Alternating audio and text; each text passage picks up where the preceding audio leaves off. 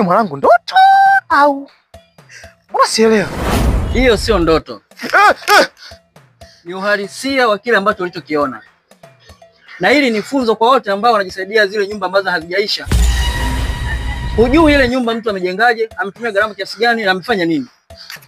Kwa hiyo ukija kurudia siku nyingine nitakachokufanya utakuja kujutia. Na utakuja kujuta. Na kwa nini ulizaliwa pale kwenye dunia? Leo unapata. Nisamehe brother. Nisamehe. Take that, rewind it back.